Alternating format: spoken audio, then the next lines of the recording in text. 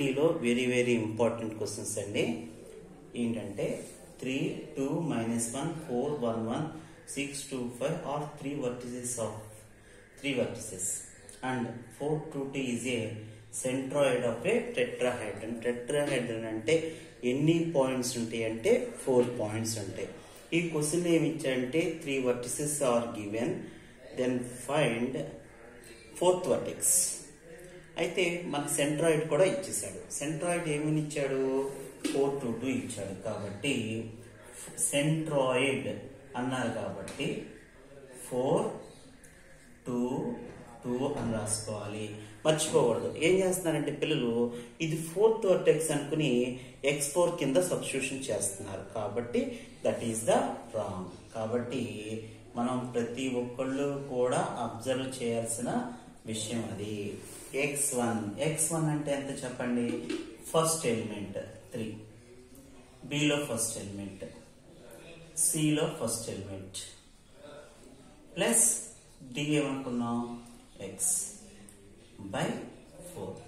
Second 2 plus 1 plus 2 second one అన్నమాట plus y by 4.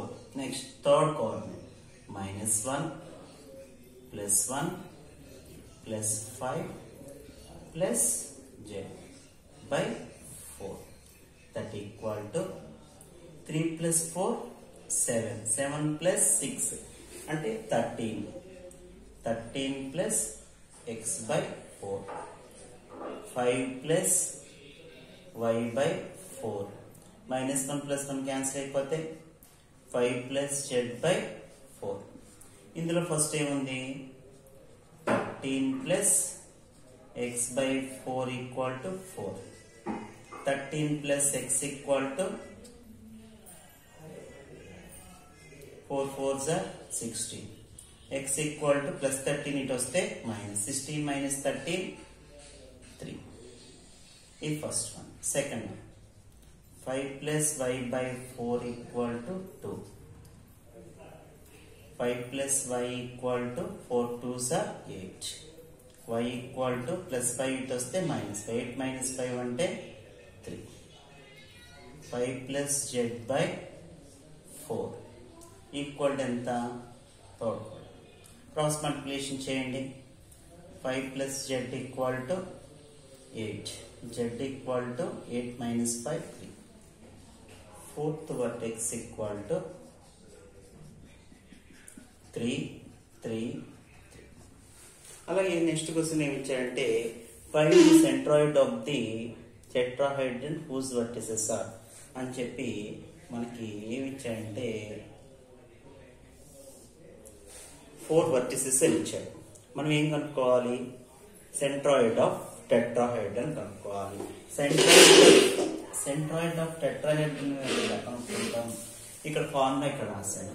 దాని ప్రకారం మనం సబ్స్టిట్యూట్ చేద్దాం. x1 అంటే 2 -3 -1 plus 3 by 4.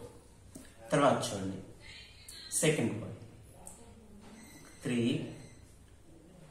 plus 3 plus 4 plus 5 by 4.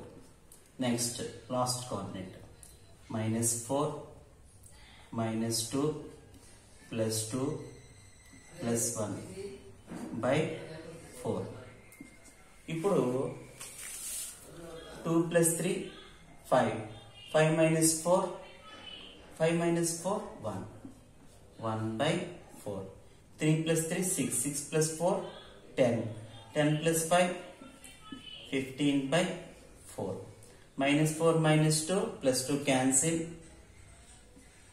-4 plus 1 అంటే -3 by 4. కాబట్టి ఈ దీంట్లో ఉండేటువంటి క్వశ్చన్స్ అన్ని కూడా మొత్తం ఎన్ని క్వశ్చన్స్ చెప్పానంటే 3లో 10 క్వశ్చన్స్ చెప్పాను. ఈ 10 క్వశ్చన్స్ కూడా జాగ్రత్తగా ప్రాక్టీస్ చేయండి. Thank you.